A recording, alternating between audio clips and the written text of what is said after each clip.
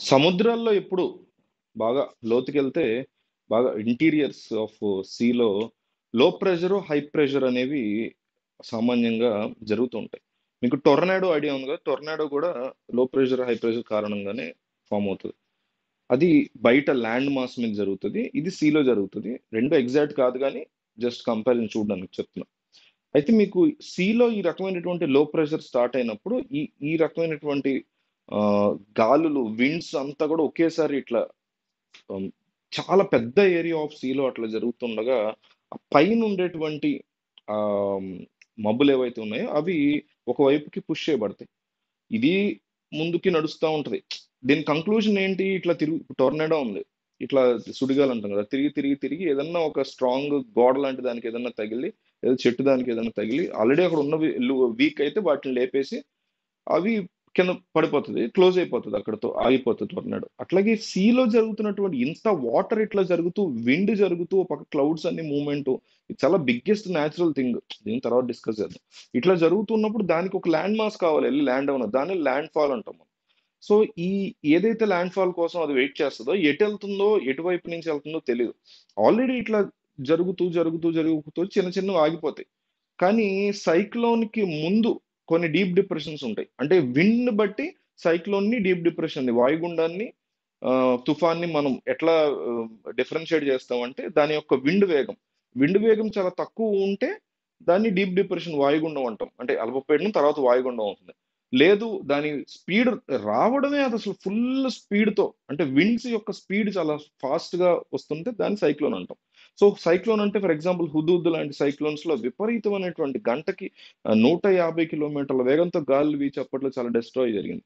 అయితే ఇది విండ్ ఎక్కువ లేకపోయినా గూడా, ఈ పైన ఉన్నటువంటి క్లౌడ్స్‌ని ఇప్పుడొచ్చినటువంటి ఈ సైక్లోన్స్‌కైతే పేర్లు పెడతారు గానీ, వాయుగుండాలకి ఎందుకో మరి పేర్లు పెట్టరు. సో, ఇప్పుడొచ్చిన ఈ రీసెంట్ సైక్లోన్ అందుకే దాన్ని మాన్స్టర్ అని పిలిచా. ఫస్ట్ నుంచి నేను అట్లాగే పిలుస్తున్నా దాన్ని. దీని రిజల్ట్ చాలా తీవ్రంగా ఉంటది నాకు అర్థమైంది. సో, ఇట్లా వచ్చి, వచ్చి, వచ్చి, వచ్చి పైనున్నటువంటి క్లౌడ్స్‌ని బాగా ఎఫెక్ట్ చేసింది. ఎంతగా అంటే, ఒక్క టన్ను అక్కడ మన భాషలో చెప్పాలంటే ఒక టన్ను శ్రీకాకుళంలో తంతే ఎక్కడ మహబూబ్ నగర్ అబ్బా! ఎక్కడ శ్రీకాకుళం అసల? అక్కడికెళ్ళి పడింది ఎఫెక్ట్.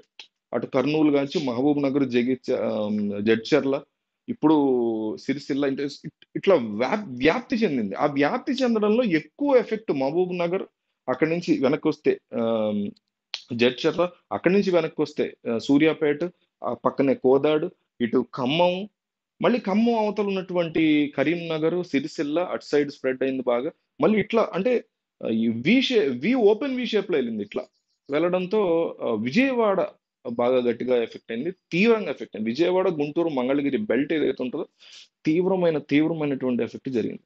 అయితే మన ఇండియాలో ఉన్నటువంటి సెకండ్ టైర్ సిటీస్ అనండి, ఫస్ట్ టైర్ సిటీస్ అనండి, మెట్రోపాలిటన్ తీసుకోండి ఏవైనా కూడా worst to the worst core of drainage system ఉంటది మనకి. మామూలుగా గట్టి హెవీ రెయిన్స్ పడితేనే మన రోడ్లు ఫుల్ అయిపోతూ ఉంటాయి. కానీ ఈరోజు విజయవాడ కంప్లీట్‌గా మునిగిపోయినటువంటి పరిస్థితి. ఎందువల్ల? దీనికి డిఫరెంట్ రీజన్స్ ఉన్నాయి. ఫస్ట్ ఆఫ్ ఆల్ ఏవైతే అగ్రికల్చర్ ల్యాండ్స్ ఉంటాయో వాటిల్ని మనం క్లోజ్ చేసేసి బిల్డింగ్స్ కట్టేసుకుంటాం. హైదరాబాద్‌లో అయితే లేక్స్‌ని మూసేసి బిల్డింగులు కట్టేసుకుంటారు. విజయవాడ ఔట్‌స్కర్ట్స్‌లో ఎక్కువగా అగ్రికల్చర్ ల్యాండ్స్ ఎస్పెషల్లీ వరి నాట్లు ఉన్నటువంటి భూముల్ని వాళ్ళు పునాది వేసేసి ఇల్లు కట్టేస్తున్నారు. వరి నాట్లు ఉన్నటువంటి భూములు అంటే ఎన్నో సంవత్సరాలు డెకేడ్స్ నుంచి వ్యవసాయం చేసినటువంటి వరి నాట్లు ఉండే భూములు చాలా మెతక భూములుగా ఉంటాయి. ఉత్తినే దిగబడిపోతది. అంటే ఒక పెద్ద బిల్డింగ్ కన్‌స్ట్రక్షన్ కట్టినప్పుడు దాని లైఫ్ టైమ్ ఒక 200 సంవత్సరాలు ఉండాలి చెప్పుకోవాలంటే. కానీ 40 ఏళ్లకే అది ఉంటుందా లేదా అనేటువంటి పరిస్థితి. అంటే ఒక వీక్ బెడ్ ఉంది కింద. వీక్ ఫౌండేషన్ ఉంది. సాయిలే వీక్ ఉంది. వీక్ మీన్స్ అది అగ్రికల్చర్ కోసం ఉన్నటువంటి అదే అగ్రికల్చర్ ఏస్తే సూపర్ స్ట్రాంగ్ సాయిలే అది. కానీ దాని మీద ఇల్లు కట్టారు, బిల్డింగులు కట్టారు.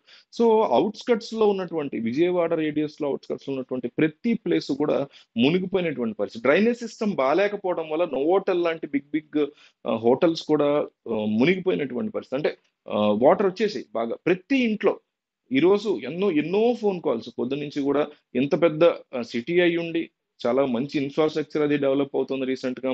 మున్సిపాలిటీ కార్పొరేషన్‌గా విజయవాడ. అయినా కానీ ఏమాత్రం కూడా ఈ వర్షాల్ని కొంచెం అంటే కొంచెం గూడా తట్టుకోలేనంతగా ఈరోజు అది అయిపోయిందంటే దానికి ముఖ్యమైనటువంటి కారణం డ్రైనేజ్ సిస్టమ్.